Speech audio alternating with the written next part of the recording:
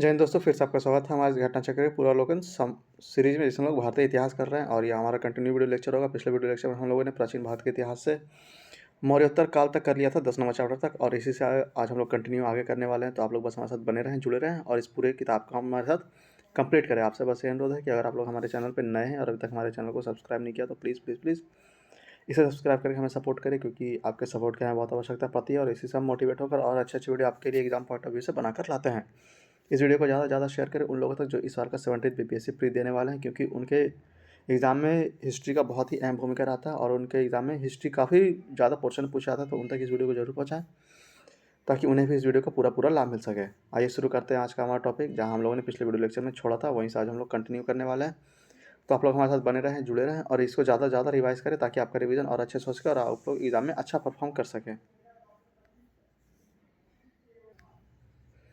तो आज का हमारा टॉपिक यहाँ शुरू हुआ, गुप्त एवं गुप्तोत्तर युग। आइए शुरू करते हैं इसके पहले प्रश्न से। और इसका पहला प्रश्न यहाँ, गुप्त वंश ने खालिस्तान अवधि में शासन किया। तो ये ऑप्शन हो जाएगा 319 से लेकर 500 ईस्वी तक। गुप्त वंश ने खालिस्तान अवधि में शासन किया तो 319 से लेकर 500 ईस्वी तक। निम्नलिखित शासकों में से किस एक ने 4 अश्वमेधों का संपादन किया। तो बी ऑप्शन हो जाएगा प्रसेनजीत प्रथम। निम्नलिखित शासकों में से किस एक ने 4 अश्वमेध यज्ञ को संपन्न किया। तो बी ऑप्शन हो जाएगा प्रवरसेन प्रथम। भारत का नेपोलियन किसे कहा जाता है। तो डी ऑप्शन आएगा समुद्रगुप्त को। भारत का नेपोलियन किसे कहा जाता है। तो डी ऑप्शन समुद्रगुप्त को। प्राचीन भारत का नेपोलियन किसे कहा जाता है। तो डी ऑप्शन आएगा समुद्रगुप्त। प्राचीन भारत का नेपोलियन किसे कहा जाता है। तो डी ऑप्शन समुद्रगुप्त को। निम्नलिखित में से किस गुप्त राजा का एक अन्य नाम देवगुप्त था। तो बी ऑप्शन हो जाएगा चंद्रगुप्त द्वितीय। निम्नलिखित में से किस गुप्त राजा का एक अन्य नाम देवगुप्त था। तो बी ऑप्शन हो जाएगा चंद्रगुप्त द्वितीय। प्रथम गुप्त शासक जिसने परम भागवत की उपाधि धारण की। तो बी ऑप्शन हो जाएगा समुद्रगुप्त। प्रथम गुप्त शासक जिसने परम भागवत की उपाधि धारण की। तो बी ऑप्शन हो जाएगा समुद्रगुप्त। परम भागवत की उपाधि धारण करने वाला प्रथम गुप्त शासक था। तो बी ऑप्शन हो जाएगा समुद्रगुप्त। परम भागवत की उपाधि धारण करने वाला प्रथम शासक था कौन। तो बी ऑप्शन हो जाएगा समुद्रगुप्त। इलाहाबाद स्तंभ अभिलेख निम्नलिखित में से किस एक से संबंधित है। तो सी और डी हो जाएगा अशोक और समुद्रगुप्त से। इलाहाबाद स्तंभ अभिलेख निम्नलिखित में से किस एक से संबंधित है। तो अशोक और समुद्रगुप्त से। इलाहाबाद का अशोक स्तंभ किसके शासन के बारे में सूचना प्रदान करता है। तो डी ऑप्शन होगा समुद्रगुप्त। इलाहाबाद का अशोक स्तंभ किसके शासन के बारे में सूचना प्रदान करता है। तो डी ऑप्शन होगा समुद्रगुप्त। प्रयाग प्रशस्ति किसके सैन्य अभियान के बारे में जानकारी देती है। तो बी ऑप्शन होगा समुद्रगुप्त। प्रयाग प्रशस्ति किसके सैन्य अभ्यास के बारे में जानकारी देती है। तो बी ऑप्शन होगा समुद्रगुप्त। समुद्रगुप्त के प्रयाग प्रशस्ति में कौशल के शासक का क्या नाम था। तो सी ऑप्शन होगा महेंद्र। समुद्रगुप्त के प्रयाग प्रशस्ति में कौशल के शासक का क्या नाम था। तो सी ऑप्शन होगा महेंद्र। समुद्रगुप्त के प्रयाग प्रशस्ति वाले स्तंभ पर निम्नलिखित में से किसका लेख मिलता है। तो ए ऑप्शन हो जाएगा जहांगीर। समुद्रगुप्त के प्रयाग प्रशस्ति वाले स्तंभ पर निम्नलिखित में से किसका लेख मिलता है। तो ए ऑप्शन हो जाएगा जहांगीर। पृथ्वी प्रथम वीर उपाधि थी। ए ऑप्शन होगा समुद्रगुप्त की। पृथ्वी प्रथम वीर उपाधि थी किसकी। तो ए ऑप्शन होगा समुद्रगुप्त की। निम्नलिखित कथन पढ़िए। तो इसमें कौन सा सही है देखना है। तो हरिसेन समुद्रगुप्त के दरबार का प्रसिद्ध कवि था। यह बिल्कुल सही है।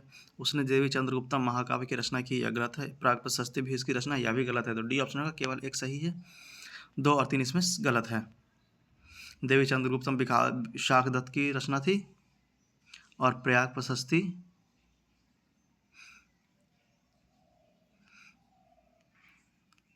अगला प्रश्न देखते हैं। आइए अगला प्रश्न मिलान करने के लिए है। तो इसका सी ऑप्शन हो जाएगा 2 1 4 3। मिलान देख लेते हैं। तो धनंजय हो जाएगा, कुशतलपुर, नीलराज हो जाएगा, अवमुक्त, उग्रसेन हो जाएगा, पलका और विष्णुगुप्त हो जाएगा कांची। फिर से धनंजय हो जाएगा, कुशतलपुर, नीलराज हो जाएगा, अवमुक्त, उग्रसेन हो जाएगा पलक्का और विष्णुगुप्त हो जाएगा कांची। दिल्ली की कुव्वत उल इस्लाम मस्जिद का प्रांगण में उन्नत प्रसिद्धि लौह स्तंभ किसकी स्मृति में है। तो बी ऑप्शन होगा चंद्र। दिल्ली की कुव्वत उल इस्लाम मस्जिद का प्रांगण में उन्नत प्रसिद्ध लौह स्तंभ किसकी स्मृति में है। तो बी ऑप्शन होगा चंद्र। किस गुप्त शासक ने अपने बड़े भाई की हत्या कर सत्ता प्राप्त की। तो सी ऑप्शन होगा चंद्रगुप्त द्वितीय। किस गुप्त शासक ने अपने बड़े भाई की हत्या कर सत्ता प्राप्त की। तो सी ऑप्शन होगा चंद्रगुप्त द्वितीय। कौन सा राजवंश हुनों के आक्रमण से अत्यंत विचलित हुआ। तो सी ऑप्शन होगा गुप्त। कौन सा राजवंश हुनों के आक्रमण से अत्यंत विचलित हुआ। तो सी ऑप्शन होगा गुप्त। हुन ने भारत पर आक्रमण किया था। तो सी ऑप्शन हो जाएगा स्कंदगुप्त के शासनकाल में। हुन ने भारत पर आक्रमण किया कब। तो सी ऑप्शन हो जाएगा स्कंदगुप्त के शासनकाल में। निम्नलिखित में से किस गुप्त शासक ने हुनों पर विजय प्राप्त की। तो सी ऑप्शन होगा स्कंदगुप्त। निम्नलिखित में से किस गुप्त शासक ने हुनों पर विजय प्राप्त की। तो सी ऑप्शन होगा स्कंदगुप्त। गुप्त सम्राट जिन्होंने हुनों को पराजित किया था, तो सी ऑप्शन होगा स्कंदगुप्त। गुप्त सम्राट जिसने हुनों को पराजित किया, तो सी ऑप्शन होगा स्कंदगुप्त। इनमें से किस गुप्त शासक ने हुनों को पराजित किया था, तो सी ऑप्शन होगा स्कंदगुप्त। इनमें से किस गुप्त शासक ने हुनों को पराजित किया, तो डी ऑप्शन होगा स्कंदगुप्त। किस अभिलेख से ज्ञात होता है कि स्कंदगुप्त ने हुनों को पराजित किया, तो ए ऑप्शन हो जाएगा भीतरी स्तंभलेख। किस अभिलेख से ज्ञात होता है कि स्कंदगुप्त ने हुनों को पराजित किया, तो ए ऑप्शन होगा भीतरी स्तंभलेख। गुप्त साम्राज्य के पतन के विभिन्न कारण थे, निम्नलिखित कथनों पर कौन सा कारण नहीं था, तो डी ऑप्शन हो जाएगा अरब आक्रमण नहीं थे, बाकी हुन आक्रमण थे, प्रशासन की सामंतीय ढांचा थी और उत्तरवर्ती गुप्तों का बौद्ध धर्म स्वीकार करना था, तो डी ऑप्शन होगा अरब आक्रमण इसमें नहीं थे। शक विजेता किसे जाना जाता है, तो सी ऑप्शन होगा चंद्रगुप्त द्वितीय। शक विजेता किसे जाना जाता है, तो सी ऑप्शन होगा चंद्रगुप्त द्वितीय। रजत सिक्के जारी करने वाला प्रथम गुप्त शासक था, तो सी ऑप्शन होगा चंद्रगुप्त द्वितीय। रजत सिक्के जारी करने वाला प्रथम गुप्त शासक कौन था, तो सी ऑप्शन होगा चंद्रगुप्त द्वितीय। आगे है चंद्रगुप्त द्वितीय के संदर्भ में निम्नलिखित में से कौन सा कथन सही है, तो शक विजय के संदर्भ में सबसे सबल प्रमाण इस नरेश की रजत मुद्रा है, यह बिल्कुल सही है। इन मुद्राओं की तौल लगभग 33 ग्रेन हुआ करती थी, यह भी बिल्कुल सही है, तो ए और 2 इसमें दोनों सही हो जाएगा। फिर से शक विजय के संदर्भ में सबसे सबल प्रमाण इस नरेश की रजत मुद्रा है, यह बिल्कुल सही है। इन मुद्राओं की तौल लगभग 33 ग्रेन हुआ करती थी, यह भी बिल्कुल सही, तो ए ऑप्शन हो जाएगा 1 और 2 इसमें दोनों सही। आगे शकों पर विजय उपरांत चंद्रगुप्त द्वितीय ने निम्न में से किस धातु के सिक्के प्रचलित किए, तो बी ऑप्शन हो जाएगा चांदी। शकों पर विजय उपरांत चंद्रगुप्त द्वितीय ने निम्न में से किस धातु के सिक्के प्रचलित किए, तो बी ऑप्शन हो जाएगा चांदी के। प्राचीन चीनी यात्री फाहियान ने किसके शासनकाल में भारत की यात्रा की, तो बी ऑप्शन हो जाएगा चंद्रगुप्त द्वितीय। प्रसिद्ध चीनी यात्री फाहियान किसके शासनकाल में भारत की यात्रा की, तो बी ऑप्शन होगा चंद्रगुप्त द्वितीय। चंद्रगुप्त द्वितीय ने अपनी पुत्री प्रभावती का विवाह किस राजवंश से कर अपनी नीति को सुदृढ़ किया, तो वाकाटक वंश हो जाएगा, सी ऑप्शन। चंद्रगुप्त द्वितीय ने अपनी पुत्री प्रभावती के विवाह किस राजवंश से कर अपनी स्थिति को सुदृढ़ किया, तो सी ऑप्शन हो जाएगा वाकाटक वंश। प्रभावती गुप्त शासिका थी, तो सी ऑप्शन होगा वाकाटक वंश की। प्रभावती गुप्त शासिका थी किसकी, तो सी ऑप्शन होगा वाकाटक वंश की। निम्नलिखित में से कौन सा ही सुमेलित नहीं है, तो कुमारगुप्त प्रथम मंदसौर अभिलेख बिल्कुल सही है। पतिक तक्षशिला अभिलेख यह बिल्कुल सही है। प्रभावती गुप्त उदयगिरी गुहा अभिलेख यह बिल्कुल गलत है। समुद्रगुप्त एरन अभिलेख यह बिल्कुल सही है, तो सी ऑप्शन इसमें गलत हो जाएगा। प्रभावती गुप्त उदयगिरी गुहा अभिलेख, देखिए उदयगिरी गुहा अभिलेख है चंद्रगुप्त द्वितीय का। आगे निम्न में से कौन सा अभिलेख विश्व का प्रथम विज्ञापन के तौर पर जाना जाता है, तो ए ऑप्शन हो जाएगा दशपुर अभिलेख। निम्नलिखित में से कौन सा अभिलेख विश्व के प्रथम विज्ञापन के तौर पर जाना जाता है, तो ए ऑप्शन हो जाएगा दशपुर अभिलेख। आगे मंदसौर प्रशस्ति किस शासन की उपलब्धियों का विवरण प्रस्तुत करता है, तो डी ऑप्शन होगा कुमारगुप्त प्रथम। मंदसौर प्रशस्ति किस शासक की उपलब्धियों का विवरण प्रस्तुत करता है, तो डी ऑप्शन होगा चंद्रगुप्त प्रथम। रेशम बुनकरों की श्रेणी की जानकारी निम्नलिखित में से किस शिलालेख से मिलती है, तो ए ऑप्शन हो जाएगा दशपुर शिलालेख। रेशम बुनकरों की श्रेणी की जानकारी निम्नलिखित में से किस शिलालेख से मिलती है, तो ए ऑप्शन हो जाएगा दशपुर शिलालेख। अगला प्रश्न मिलान करने के लिए दिया हुआ है, तो इसका आंसर है ए ऑप्शन 3, 1, 2, 4। आइए मिलान देख लेते हैं। तो चंद्रगुप्त हो जाएगा कुमार देवी, समुद्रगुप्त हो जाएगा दत्ता देवी, चंद्रगुप्त द्वितीय हो जाएगा कुबेर नागा और कुमारगुप्त प्रथम हो जाएगा अनंता देवी। फिर से चंद्रगुप्त हो जाएगा कुमार देवी, समुद्रगुप्त हो जाएगा दत्ता देवी, चंद्रगुप्त द्वितीय हो जाएगा कुबेर नागा और कुमारगुप्त प्रथम हो जाएगा अनंता देवी। आगे निम्नलिखित में से कौन गुप्तकालीन प्रशासनिक विभाजन का सही क्रम है, तो ए ऑप्शन रहेगा पहला हो जाएगा भुक्ति, फिर विषय, फिर वित्त, फिर ग्राम। पहले भुक्ति, फिर विष, फिर विधि, फिर ग्राम। अगला प्रश्न, ईसा की तीसरी शताब्दी में जबकि हुन आक्रमण से रोमन साम्राज्य समाप्त हो गया, भारतीय व्यापारी आधिकारिक निर्भर हो गए किस पे, तो दक्षिण पूर्व एशिया पर, सी ऑप्शन। फिर से देखते हैं, ईसा की तीसरी शताब्दी से जबकि हुन आक्रमण से रोमन साम्राज्य समाप्त हो गया, भारतीय व्यापारी आधिकारिक निर्भर हो गए किस पे, तो सी ऑप्शन है दक्षिण पूर्व एशिया व्यापार पर। गुप्त काल में उत्तर भारतीय व्यापार निम्नलिखित में से किस एक पतन से संचालित होता था, तो ए ऑप्शन हो जाएगा ताम्रलिप्ति। गुप्त काल में उत्तर भारतीय व्यापार निम्नलिखित में से किस एक पतन से संचालित होता था, तो ए ऑप्शन हो जाएगा ताम्रलिप्ति। निम्नलिखित में से कौन सा बंदरगाह गुप्त काल में उत्तर भारत व्यापार के लिए उपयोग किया जाता था, तो ई ऑप्शन होगा उपयुक्त में से कोई नहीं या उपयुक्त में से एक से अधिक। इसका विवरण आप लोग यहाँ से पढ़ सकते हैं। अगला प्रश्न, भारत ने दक्षिण पूर्वी एशिया के साथ अपने आरंभिक सांस्कृतिक संपर्क तथा व्यापारिक संबंध बंगाल की खाड़ी के पार बना रखे थे। निम्नलिखित में से कौन सी बंगाल की खाड़ी के इस उत्कृष्ट आरंभिक समुद्री इतिहास में सबसे विश्वसनीय व्यवस्था या व्याख्याएं हो सकती हैं? तो सी ऑप्शन हो जाएगा, बंगाल की खाड़ी में चलने वाली मानसूनी हवाओं ने समुद्री यात्राओं को सुगम बना दिया था। फिर से प्रश्न पढ़ते हैं। भारत ने दक्षिण पूर्व एशिया के साथ अपने आरंभिक सांस्कृतिक संपर्क तथा व्यापारिक संबंध बंगाल की खाड़ी में के पार बना रखे थे। निम्नलिखित में से कौन सी बंगाल की खाड़ी के इस उत्कृष्ट आरंभिक समुद्री इतिहास की सबसे विश्वसनीय व्याख्या हो सकती है?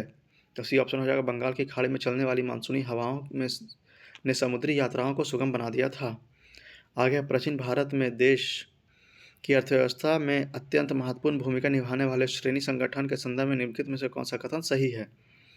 तो इसमें सही कथन देखना है तो प्रत्येक श्रेणी राज्य के एक केंद्रीय प्राधिकरण के साथ पंजीकृत होती थी और प्रशासनिक स्तर पर राजा उसकी प्रमुख होता था। यह बिल्कुल गलत है। श्रेणी ही वेतन, काम करने के नियम, मकानों और कीमतों की सुनिश्चित करता था। यह बिल्कुल सही है। श्रेणी को अपने सदस्य पर न्यायिक अधिकार होता था। यह भी बिल्कुल सही है। तो सी ऑप्शन रहेगा 2 और 3 इसमें सही है, पहला इसमें गलत है। आगे, गुप्त काल में गुजरात, बंगाल, दक्कन और तमिल राष्ट्र में स्थित केंद्र किससे संबंधित है? तो ए ऑप्शन हो जाएगा, वस्त्र उत्पादन से। गुप्त काल में गुजरात, बंगाल, दक्कन एवं तमिल राष्ट्र में स्थित केंद्र किससे संबंधित है? तो ए ऑप्शन हो जाएगा, वस्त्र उत्पादन से। अगला प्रश्न, प्राचीन काल में किस वर्ण को सर्वथा कहा जाता था? तो सी ऑप्शन हो जाएगा, वैश्य। प्राचीन काल में किस वर्ण को सर्वथा कहा जाता था? तो सी ऑप्शन हो जाएगा, वैश्य। निम्नलिखित में से कौन गुप्तकालीन में अपनी आयुर्विज्ञान विषय रचना के लिए जाना जाता है? तो इसका आंसर स्टार मार्क दिया हुआ, आप लोग चाहे तो इसे नीचे डिस्क्रिप्शन बॉक्स में पा सकते हैं।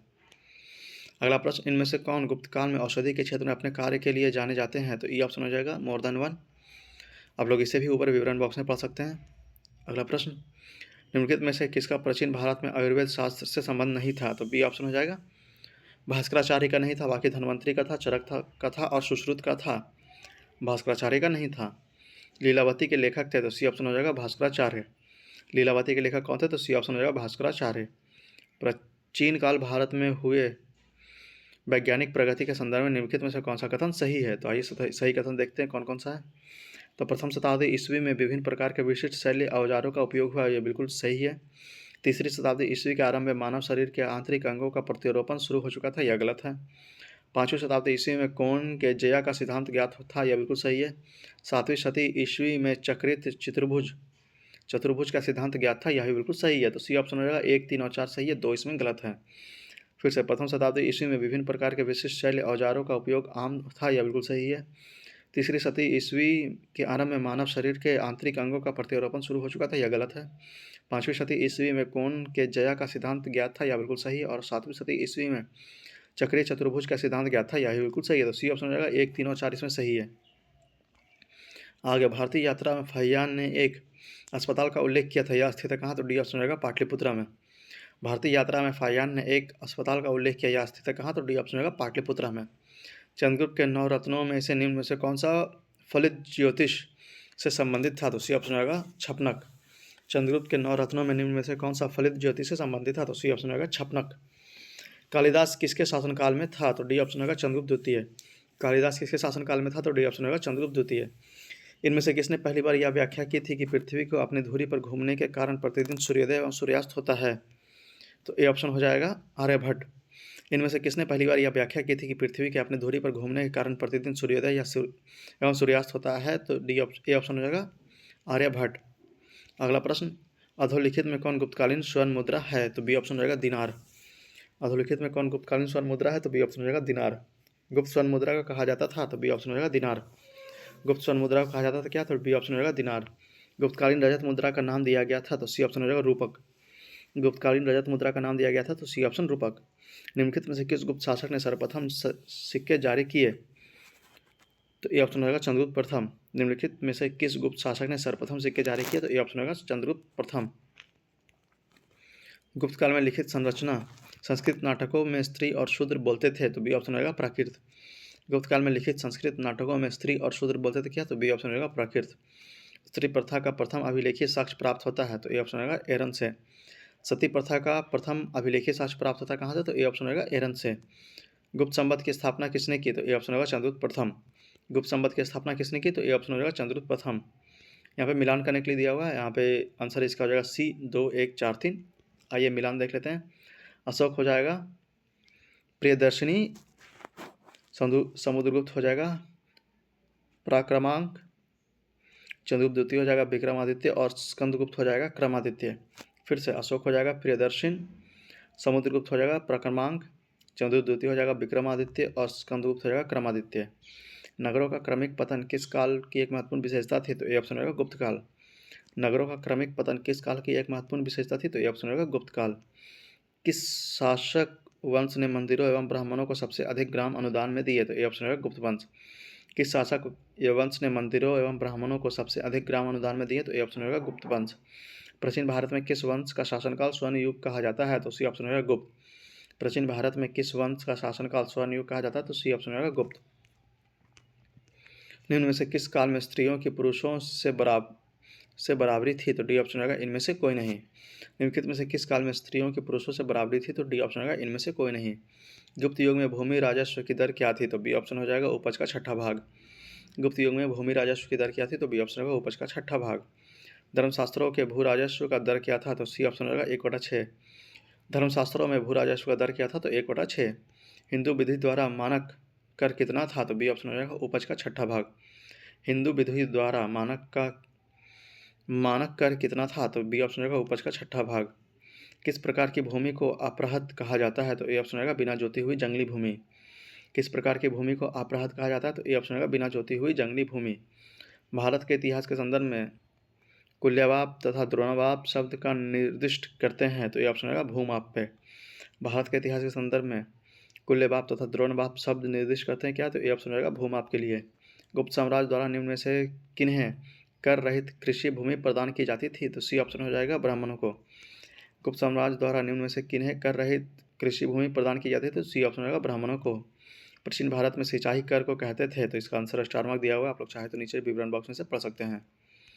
अगला प्रश्न, तीसरी शताब्दी में वारंगल प्रसिद्ध था? तो सी ऑप्शन हो जाएगा लोहे के यंत्रों या उपकरणों हेतु। तीसरी शताब्दी में वारंगल प्रसिद्ध था किसके लिए? तो सी ऑप्शन होगा लोहे के यंत्रों या उपकरणों हेतु। प्राचीन भारत गुप्त वंश के समय के संदर्भ में नगर, घटनाशाला, कदुरा तथा चौल किस लिए विख्यात थे? तो ए ऑप्शन रहेगा विदेशी व्यापार करने वाले बंदरगाह। प्राचीन भारत में गुप्त राजवंश के समय के संदर्भ में नगर, घटनाशाला, कदूरा तथा चौल किस लिए विख्यात थे? तो ए ऑप्शन रहेगा विदेशी व्यापार करने वाले बंदरगाह के लिए। तोरमान किस जाति दल का था? तो बी ऑप्शन रहेगा हून का। तोरमान किस जातीय दल का था? तो बी ऑप्शन हो जाएगा हून। निम्नलिखित में से किसने हून शासक महिरकुल को पराजित किया था? तो बी ऑप्शन हो जाएगा यशोधर्मन। निम्नलिखित में से किसने हून शासक महिरकुल को पराजित किया? तो बी ऑप्शन हो जाएगा यशोधर्मन। चीनी तीर्थयात्री जिसने छठी शताब्दी के संदर्भ में दर्शन किया, भारत का दर्शन किया, तो सी ऑप्शन रहेगा शुंग यून। चीनी यात्री जिसने छठी शताब्दी में भारत का दर्शन किया, तो सी ऑप्शन रहेगा शुंग यून। चीनी यात्री शुंग यून ने भारत की यात्रा की थी? तो ई ऑप्शन रहेगा उपयुक्त में से कोई नहीं या उपयुक्त में से एक से अधिक। तो यहाँ पे उपयुक्त में से कोई नहीं होगा क्योंकि इसका आंसर 1518 ईस्वी से 1521 ईस्वी है। अगला, चीनी स्रोतों के अनुसार श्रीलंका के शासक महेंद्र वर्मन ने गया में बौद्ध मंदिर बनाने की अनुमति के लिए निम्नलिखित में से किस गुप्त राजा के पास एक मिशनरी भेजा था? तो बी ऑप्शन रहेगा समुद्रगुप्त। चीनी स्रोतों के अनुसार श्रीलंका के शासक महेंद्र वर्मन ने गया में बौद्ध मंदिर बनाने की अनुमति के लिए निम्नलिखित में से किस गुप्त राजा के पास मिशनरी भेजा था? तो बी ऑप्शन रहेगा समुद्रगुप्त। निम्नलिखित कथनों पर को ध्यानपूर्वक पढ़िए। गुप्त सम्राट स्वयं के लिए दैवीय अधिकार का दावा करते थे, यह बिल्कुल सही है। उनका प्रशासन नितांत केंद्रित था, यह बिल्कुल सही गलत है। उन्होंने भूदान की परंपरा को विस्तृत किया, यह बिल्कुल सही है। तो सी ऑप्शन रहेगा 1 और 3 इसमें सही है, दूसरा इसमें गलत है। अगला प्रश्न, गुप्त काल के दौरान भारत में बलात्श्रम विष्टि के संदर्भ में निम्नलिखित कथनों में कौन सा सही है? तो इसे राज्य के लिए आय का एक स्रोत था, जनता द्वारा दिए जाने वाले एक प्रकार का कर माना जाता था, यह बिल्कुल सही है। तो इसका आंसर ये हो जाएगा। फिर से देखते हैं, गुप्त काल के दौरान भारत में बलात्श्रम विष्टि के संदर्भ में निम्नलिखित में से कौन सा कथन सही है? तो इसे राजा के आय का एक स्रोत, जनता द्वारा दिए जाने वाले एक प्रकार का कर माना जाता था, यह बिल्कुल सही है। अगला प्रश्न, कहा जाता है कि शतरंज के खेल उद्भूत ओरिजिनेट हुआ था? तो डी ऑप्शन रहेगा भारत में। कहा जाता है कि शतरंज का खेल उद्भूत या ओरिजिनेट हुआ था कहाँ? तो डी ऑप्शन रहेगा भारत में। शूद्रक द्वारा लिखी हुई प्राचीन भारतीय पुस्तक मृच्छकटिकम का विषय था? तो ये ऑप्शन हो जाएगा इसका। एक धनी व्यापारी और एक गणिका की पुत्री के प्रेम गाथा। फिर से, शूद्रक द्वारा लिखी हुई प्राचीन पुस्तक प्राचीन भारतीय पुस्तक मृच्छकटिकम का विषय क्या था? तो एक धनी व्यापारी और एक गणिका की पुत्री का प्रेम गाथा। आ गया प्राचीन संस्था दर्शन में किसका महत्वपूर्ण योगदान है? तो ए ऑप्शन रहेगा कपिल का। प्राचीन सांख्य दर्शन में किसका महत्वपूर्ण योगदान है? तो ए ऑप्शन रहेगा कपिल का। कपिल मुनि द्वारा प्रतिपादित दार्शनिक प्रणाली है? तो बी ऑप्शन हो जाएगा सांख्य दर्शन। कपिल मुनि द्वारा प्रतिपादित दार्शनिक प्रणाली क्या है? तो बी ऑप्शन रहेगा सांख्य दर्शन। सांख्य दर्शन प्रतिपादित किया गया है? तो सी ऑप्शन रहेगा कपिल द्वारा। सांख्य दर्शन प्रतिपादित किया गया किसके द्वारा? तो सी ऑप्शन रहेगा कपिल द्वारा। भारत में दार्शनिक विचार के इतिहास के संबंध में सांख्य दर्शन के संबंध में निम्नलिखित कथनों पर विचार कीजिए। तो आइए इसमें देख लेते हैं कौन कौन सा सही है। तो सांख्य पुनर्जन्म या आत्मा के आवागमन के सिद्धांत को स्वीकार नहीं करता, यह बिल्कुल गलत है, क्योंकि यह स्वीकार करता था। सांख्य की मान्यता है कि आत्मज्ञान ही मोक्ष की ओर ले जाता है, ना कि कोई ब्रह्म प्रभाव अथवा कारक। यह बिल्कुल सही है। तो बी ऑप्शन रहेगा। इसमें केवल 2 सही है, पहला इसमें गलत था। कथन कारण दिया हुआ है कपिल सांख्य पद्धति के सबसे पुराने प्रणेता थे, यह बिल्कुल सही है। कपिल यह बोलते हैं कि किसी व्यक्ति के जीवन प्रकृति की शक्तियों द्वारा गढ़ा जाता है, किसी दैव सत्ता द्वारा नहीं। यह बिल्कुल सही है। तो ए ऑप्शन रहेगा। 1 और 2 इसमें दोनों सही है।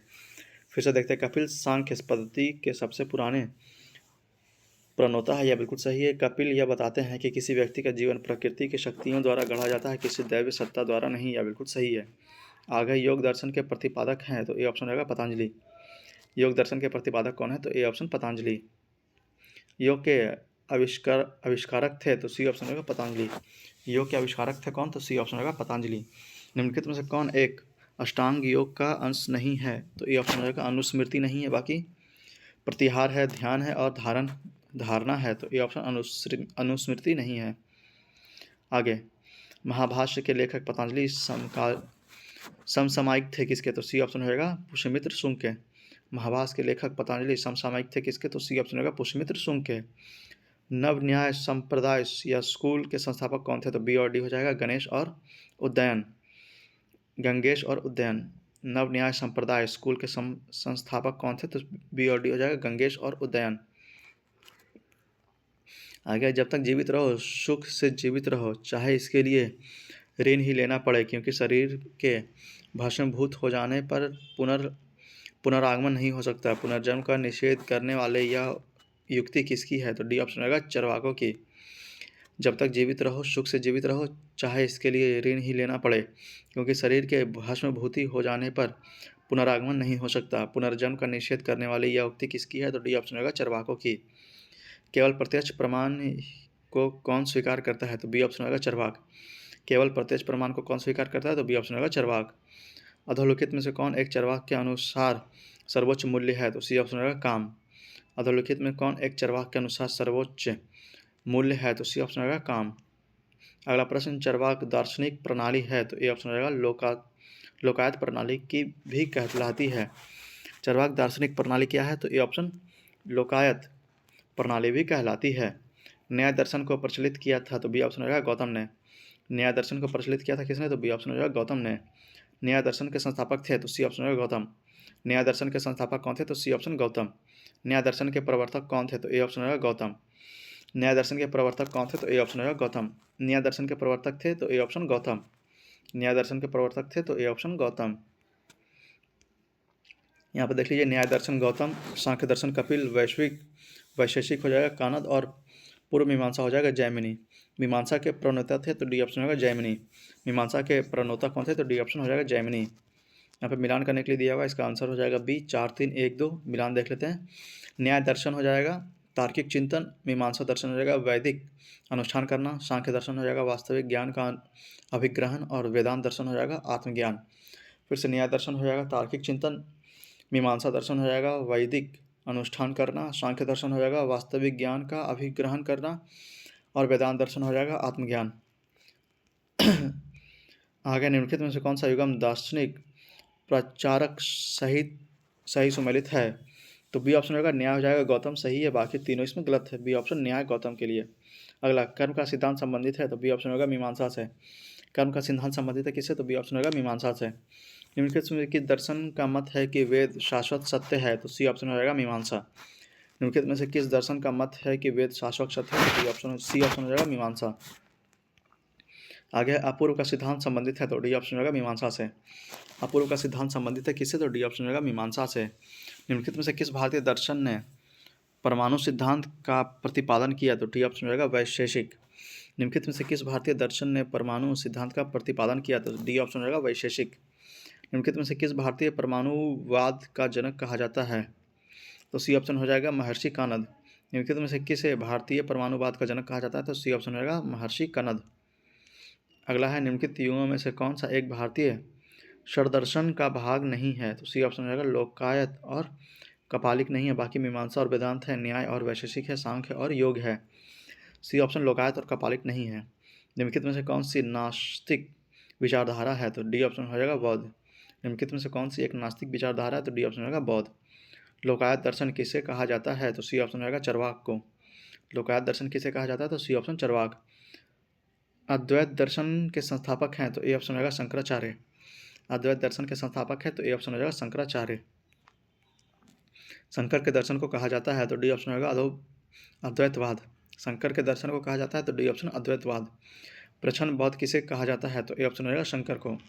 प्रछन्न बौद्ध किसे कहा जाता है तो ए ऑप्शन होगा शंकर को। निम्नलिखित में से अद्वैत वेद के अनुसार किसके द्वारा मुक्ति प्राप्त की जा सकती है तो ए ऑप्शन होगा ज्ञान। निम्नलिखित में से अद्वैत वेदांत के अनुसार किसके द्वारा मुक्ति प्राप्त की जा सकती है तो ए ऑप्शन होगा ज्ञान।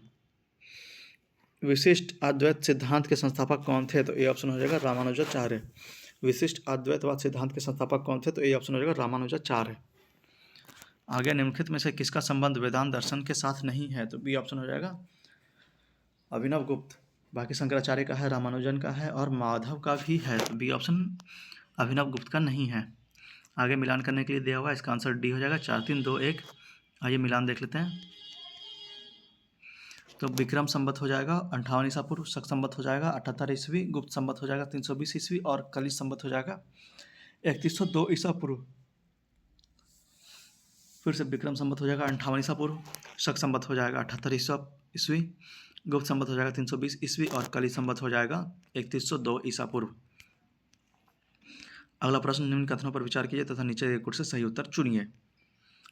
तो इसमें सही कौन सा देख लेते हैं तो विक्रम संवत 58 ईसा पूर्व में आरंभ हुआ, यह बिल्कुल सही है। शक संवत सन 78 ईस्वी में आरंभ हुआ, यह भी बिल्कुल सही है। गुप्त काल सन 319 ईस्वी से आरंभ हुआ, यह भी सही है। तो डी ऑप्शन हो जाएगा 1 2 3 4 इसमें चारों सही है।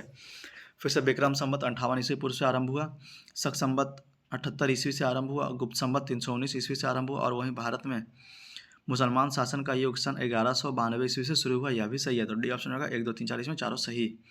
आगे गधैया था, ए ऑप्शन सिक्का। गधैया क्या था तो ए ऑप्शन हो जाएगा सिक्का।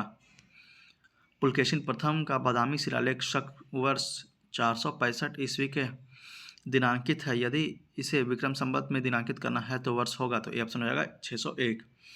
पुलकेशिन एक का बादामी शिलालेख शक वर्ष 465 ईस्वी का दिनांकित है। यदि इसे विक्रम संवत में दिनांकित करना है तो वर्ष होगा कितना तो ए ऑप्शन हो जाएगा 601। आगे मालव संवत इस नाम से भी जाना जाता है तो बी ऑप्शन हो जाएगा कृत संवत से।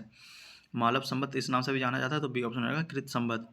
एक चालुक्य अभिलेख की तिथि अंकन में शक संवत को वर्ष 556 दिया गया है, इसमें इसका तुल्य वर्ष क्या है तो डी ऑप्शन हो जाएगा 634। फिर से एक चालुक्य अभिलेख में तिथि अंकन में शक संवत का वर्ष 556 दिया हुआ है, इसका तुल्य वर्ष क्या है तो डी ऑप्शन हो जाएगा 634। पुराणों के अनुसार चंद्रवंशीय शासकों का मूल स्थान था तो सी ऑप्शन हो जाएगा प्रतिष्ठानपुर। अगला है मौखरी शासकों की राजधानी थी तो बी ऑप्शन हो जाएगा कन्नौज। मौखरी शासकों की राजधानी क्या थी तो बी ऑप्शन हो जाएगा कन्नौज। निम्नलिखित युगों में कौन एक सही सुमेलित नहीं है तो सर्वामन गया ताम्रपत्र, यह बिल्कुल गलत है। ईश्वर बर्मन जौनपुर प्रशस्त अभिलेख बिल्कुल सही है। ईशान बर्मन हरहा प्राशान अभिलेख यह बिल्कुल सही है।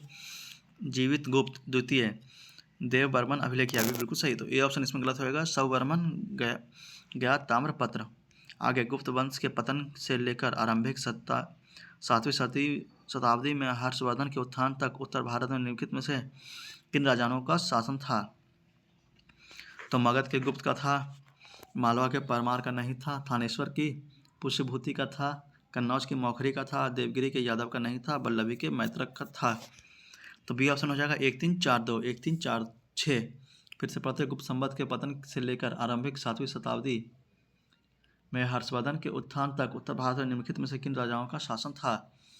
तो पहला हो जाएगा मगध की गुप्त हो जाएगा, दूसरा मालवा के परमार नहीं होगा, तीसरा थानेश्वर का पुष्यभूति हो जाएगा, चौथा कन्नौज के मौखरी हो जाएंगे, पांचवा देवगिरी के यादव नहीं होगा और छठा वल्लभी के मैत्रक हो जाएंगे।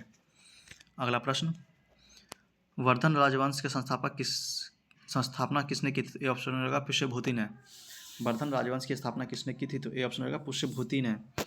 हर्ष के समय ही सूचनाएं किसकी पुस्तक में निहित है? तो बी ऑप्शन रहेगा कलहन। हर्ष के समय की सूचनाएं किसकी पुस्तक में मिलती है? तो बी ऑप्शन रहेगा कलहन। हर्षचरित नामक पुस्तक किसने लिखी? तो बी ऑप्शन रहेगा बाणभट्ट ने। हर्षचरित नामक पुस्तक किसने लिखी? तो बी ऑप्शन रहेगा बाणभट्ट। हर्ष के साम्राज्य की राजधानी थी? तो ए ऑप्शन हो जाएगा कन्नौज। हर्ष के साम्राज्य की राजधानी क्या थी? तो ए ऑप्शन हो जाएगा कन्नौज। आगे, सम्राट हर्ष ने अपनी राजधानी थानेश्वर से कहाँ स्थानांतरित की? तो सी ऑप्शन हो जाएगा कन्नौज। सम्राट हर्ष ने अपनी राजधानी थानेश्वर से कहाँ स्थानांतरित की? तो सी ऑप्शन हो जाएगा कन्नौज। सम्राट हर्ष ने 2 महान धार्मिक सम्मेलनों का आयोजन किया था? तो ए ऑप्शन है कन्नौज तथा प्रयाग में। सम्राट हर्ष ने 2 महान धार्मिक सम्मेलनों का आयोजन किया था कहाँ? तो ए ऑप्शन है कन्नौज तथा प्रयाग में। उत्तर प्रदेश में स्थित वह स्थान जहाँ हर्षवर्धन ने बौद्ध महासम्मेलन का आयोजन किया, तो बी ऑप्शन है प्रयाग। उत्तर भारत में स्थित वह स्थान जहाँ हर्षवर्धन ने बौद्ध सम्मेलन का आयोजन किया, तो बी ऑप्शन रहेगा प्रयाग। नर्मदा नदी पर सम्राट हर्ष के दक्षिणवर्ती अग्रगमन को रोका, तो बी ऑप्शन होगा पुलकेशिन द्वितीय ने। नर्मदा नदी पर सम्राट हर्ष के दक्षिणवर्ती अग्रगमन को रोका था किसने? तो बी ऑप्शन होगा पुलकेशिन द्वितीय ने। निम्नलिखित शासकों में से किसने हर्षवर्धन को पराजित किया था? तो डी ऑप्शन होगा पुलकेशिन द्वितीय। निम्नलिखित शासकों में किसने हर्षवर्धन को पराजित किया था? तो डी ऑप्शन होगा पुलकेशिन द्वितीय। चालुक्य शासक पुलकेशिन की हर्ष पर विजय का विषय था? तो बी ऑप्शन होगा 618 ईस्वी। चालुक्य शासक पुलकेशिन का हर्ष पर विजय का विषय क्या था, वर्ष क्या था? तो बी ऑप्शन हो जाएगा 618 ईस्वी। अगला, कवि व निवासी था? तो डी ऑप्शन हो जाएगा उपयुक्त में से कोई नहीं। कवि व निवासी था किसका? तो डी ऑप्शन होगा उपयुक्त में से कोई नहीं। आप लोग यहाँ पे विवरण में पढ़ सकते हैं। हुएनसांग किसके शासनकाल में भारत आया? तो बी ऑप्शन होगा सम्राट हर्ष। हुएनसांग किसके शासन में भारत आया था? तो बी ऑप्शन होगा सम्राट हर्ष।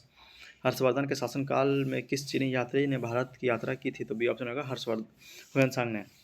हर्षवर्धन के शासनकाल में किस चीनी यात्री ने भारत की यात्रा की थी? तो बी ऑप्शन होगा हुएनसांग ने।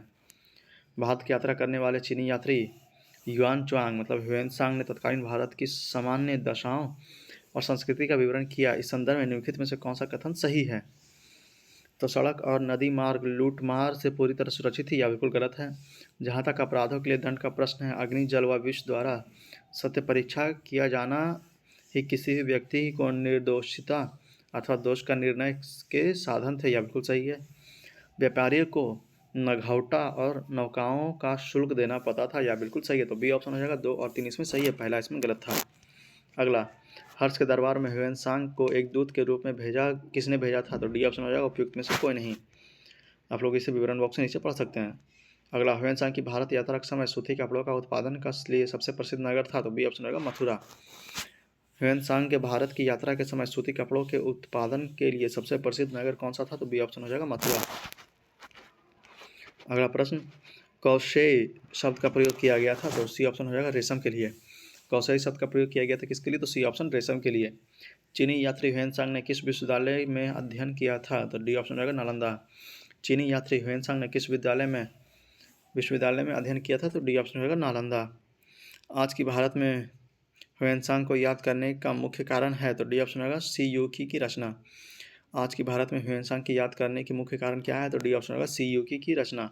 चीनी यात्री जिसने भीनमाल की यात्रा की थी? तो सी ऑप्शन हो जाएगा हुएनसांग। चीनी यात्री जिसने भीनमाल की यात्रा की थी? तो सी ऑप्शन हो जाएगा हुएनसांग। सी यूकी नामक यात्रा वृत्तांत निम्नलिखित में से किसने जोड़ा है? तो डी ऑप्शन हो जाएगा हुएनसांग। सी यूकी यात्रा नामक यात्रा विवरण निम्नलिखित में से किसने जोड़ा है? तो डी ऑप्शन हो जाएगा हुएनसांग। चीनी यात्री इत्सिंग ने बिहार का भ्रमण किया लगभग? डी ऑप्शन हो जाएगा उपयुक्त में से कोई नहीं।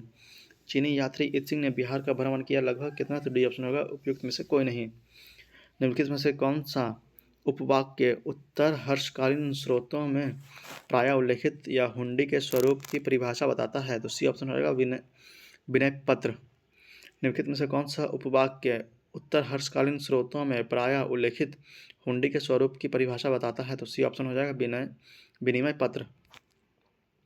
आगे है चीनी लेखक भारत का उल्लेख किस नाम से करते हैं? तो बी ऑप्शन हो जाएगा इंतु। चीनी लेखक भारत का उल्लेख किस नाम से करते हैं? तो इंतु। नालंदा विश्वविद्यालय के विनाश का कारण था? तो ए ऑप्शन हो जाएगा मुसलमान। नालंदा विश्वविद्यालय के विनाश का कारण क्या था? तो ए ऑप्शन हो जाएगा मुसलमान। भारत के सबसे प्राचीन बिहार हैं? तो ए ऑप्शन हो जाएगा नालंदा। भारत में सबसे प्राचीन बिहार कौन सा है? तो ए ऑप्शन हो जाएगा नालंदा। नालंदा कहाँ स्थित है? तो डी ऑप्शन हो जाएगा बिहार। नालंदा कहाँ स्थित है? तो डी ऑप्शन बिहार। गुप्तोत्तर युग में प्रमुख व्यापारिक केंद्र था? तो ए ऑप्शन हो जाएगा कन्नौज। गुप्तोत्तर युग में प्रमुख व्यापारिक केंद्र कौन था? तो ए ऑप्शन हो जाएगा कन्नौज। कथन कारण दिया हुआ है तो सामंतवाद का विकास गुप्तोत्तर काल की कृषि संरचना का प्रमुख विशेषता था, यह बिल्कुल सही है। इस काल में भूस्वामी मध्यस्थ वर्ग एक आश्रित कृषक वर्ग अस्तित्व में आया, यह भी बिल्कुल सही है। तो ए ऑप्शन हो जाएगा। ए और आर दोनों सही है और आर का सही व्याख्या करता है। फिर से सामंतवाद का विकास गुप्तोत्तर काल की कृषि संरचना की प्रमुख विशेषता थी, यह बिल्कुल सही है। इस काल में भूस्वामी मध्यस्थ वर्ग एवं आश्रित वर्ग अस्तित्व में आया, यह बिल्कुल सही है। तो ए ऑप्शन हो जाएगा। ए और आर दोनों सही है और आर की सही व्याख्या करता है। आगे निम्नलिखित कथनों पर विचार कीजिए। तो इसमें देखना कौन सा सही है। तो चीनी तीर्थयात्री फाहियान ने कनिष्क द्वारा आयोजित की गई चतुर्थ महान बौद्ध परिसर में भाग लिया, यह बिल्कुल गलत है। चीनी तीर्थयात्री ह्वेनसांग हर्ष से मिला और उसे बौद्ध धर्म का प्रतिरोध पाया, यह बिल्कुल गलत है। तो डी ऑप्शन होगा ना तो एक ना ही दो, इसमें कोई भी सही नहीं है। अगला प्रश्न, फाहियान एक चीनी तीर्थयात्री था जो हर्ष के शासनकाल में के दौरान भारत आया था, यह बिल्कुल गलत है। ह्वेनसांग एक चीनी बौद्ध भिक्षु था जिन्होंने चंद्रगुप्त द्वितीय के शासनकाल के दौरान भारत का दौरा किया, यह भी गलत है। तो डी ऑप्शन हो जाएगा ना तो एक ना ही दो, इसमें कोई सही नहीं है। अगला प्रश्न, निम्नलिखित में से कौन सही सम्मिलित नहीं है? तो इसका आंसर स्टार मार्क दिया हुआ है, आप लोग चाहे तो नीचे विवरण बॉक्स में से पढ़ सकते हैं। अगला, निम्नलिखित कथनों पर विचार कीजिए तथा नीचे दिए कोट का सही उत्तर चुनिए। तो मुल्तान में सूर्य मंदिर का उल्लेख ह्वेनसांग, अबू जईद और आलमशुदी तथा अलबरूनी ने किया, यह बिल्कुल सही है। संबलपुर यात्रोत्सव सूर्य पूजा से संबंधित था, यह भी बिल्कुल सही है। तो सी ऑप्शन रहेगा। एक और दो इसमें दोनों सही है। अगला है, भारतीय इतिहास के संदर्भ में निम्नलिखित में से कौन सा सामंती व्यवस्था के अनिवार्य तत्व हैं? तो अत्यंत सशक्त केंद्रीय राजनीतिक सत्ता और अत्यंत दुर्बल प्रांतीय अथवा स्थानीय राजनीतिक सत्ता, यह बिल्कुल गलत है। भूमि के नियंत्रण तथा स्वामित्व पर आधारित प्रशासनिक संरचना का उदय, यह बिल्कुल सही है। सामंत तथा उसके अधिपति के बीच स्वामी दास संबंध का बनना, यह बिल्कुल सही है। तो बी ऑप्शन हो जाएगा। 2 और 3 इसमें सही है, पहला इसमें गलत था सामंती व्यवस्था के बारे में। अगला, निम्नलिखित कथनों में कौन सा 8वीं शताब्दी के संत शंकराचार्य के बारे में सही नहीं है? तो उन्होंने भारत के विभिन्न क्षेत्रों में 4 धाम स्थापित किए, यह बिल्कुल सही है। उन्होंने बौद्ध तथा जैन धर्म के विस्तार पर रोक लगाई, यह भी सही है। उन्होंने प्रयाग को तीर्थराज नाम दिया, यह बिल्कुल गलत है। उन्होंने देवांत का प्रसार किया, यह भी सही है। तो सी ऑप्शन इसमें गलत हो जाएगा। उन्होंने प्रयाग को तीर्थराज नाम दिया, यह बिल्कुल गलत है। आगे, निम्नलिखित कथनों में कौन सा 8वीं शताब्दी के संत शंकराचार्य के बारे में सही नहीं है? तो उन्होंने भारत के विभिन्न क्षेत्रों में 4 धाम स्थापित किए, यह बिल्कुल सही है। उन्होंने बौद्ध तथा जैन धर्मों के विस्तार पर रोक लगाई, यह बिल्कुल सही है। उन्होंने प्रयाग को तीर्थराज का नाम दिया, यह बिल्कुल गलत है। उन्होंने वेदांत का प्रसार किया, यह बिल्कुल सही है। तो सी ऑप्शन इसमें गलत हो जाएगा। अगला प्रश्न, आदि शंकराचार्य को बाद में शंकराचार्य बने, उनका जन्म हुआ था? तो बी ऑप्शन रहेगा केरल में। आदि शंकराचार्य जो बाद में शंकराचार्य बने, उनका जन्म हुआ था? तो बी ऑप्शन हो जाएगा केरल में। आदि शंकराचार्य द्वारा स्थापित 4 मठ कहाँ स्थित है? तो सी ऑप्शन हो जाएगा जोशीमठ, द्वारका, पुरी और श्रृंगेरी। आदि शंकराचार्य द्वारा स्थापित 4 मठ कहाँ स्थित है? तो डी ऑप्शन होगा जोशीमठ, द्वारका, पुरी और श्रृंगेरी। निम्नलिखित में से कौन सा 4 धाम में सम्मिलित नहीं है? तो सी ऑप्शन हो जाएगा मानसरोवर नहीं है, बाकी पुरी, द्वारका और रामेश्वरम है। सी ऑप्शन मानसरोवर नहीं है। निम्नलिखित जोड़ों में कौन सा सुमेलित नहीं है? तो आइए देख लेते हैं कौन सा जोड़ा सुमेलित नहीं है। रवि कृति पुलकेशिन द्वितीय, बिल्कुल सही है। भाभोक्ति कन्नौज के यशोवर्धन, यह भी बिल्कुल सही है। हरिसेन हर्ष, यह बिल्कुल गलत है। दांडी नरसिंह वर्मन, यह बिल्कुल सही है। हरिसेन हर्ष बिल्कुल गलत है, तो सी ऑप्शन इसमें गलत हो जाएगा। अगला मिलान करने के लिए दिया हुआ है, तो आइए मिलान कर लेते हैं। तो अमीर खुसरो हो जाएगा, अलाउद्दीन खिलजी, कालिदास हो जाएगा, समुद्रगुप्त द्वितीय, हरिसेन हो जाएगा, हरिसेन हो जाएगा समुद्रगुप्त द्वितीय, और बाणभट्ट हो जाएगा हर्षवर्धन। फिर इसका आंसर बी हो जाएगा 4-1-2-3, 4-1-2-3। फिर से देखते हैं, अमीर खुसरो हो जाएगा अलाउद्दीन खिलजी, कालिदास हो जाएगा चंद्रगुप्त द्वितीय, हरिसेन हो जाएगा समुद्रगुप्त, और बाणभट्ट हो जाएगा हर्षवर्धन। अगला प्रश्न, सही जोड़ा बनाएं। जोड़ा बनाने के लिए दिया हुआ है, आइए देख लेते हैं। तो भोज हो जाएगा धार, दुर्गावती हो जाएगा गोंडवाना, समुद्रगुप्त हो जाएगा विदिशा, और अशोक हो जाएगा उज्जैन। फिर से भोज हो जाएगा धार, दुर्गावती हो जाएगा गोंडवाना, समुद्रगुप्त हो जाएगा विदिशा, और अशोक हो जाएगा उज्जैन। अगला प्रश्न, भारत के इतिहास के संदर्भ में निम्नलिखित युगों पर विचार कीजिए। प्रसिद्ध स्थल और वर्तमान राज्य दिया हुआ है। तो भीलसा मध्य प्रदेश बिल्कुल सही है, द्वार समुद्र महाराष्ट्र गलत है, गिरिनगर गुजरात यह बिल्कुल सही है, स्थानेश्वर उत्तर प्रदेश यह बिल्कुल गलत है।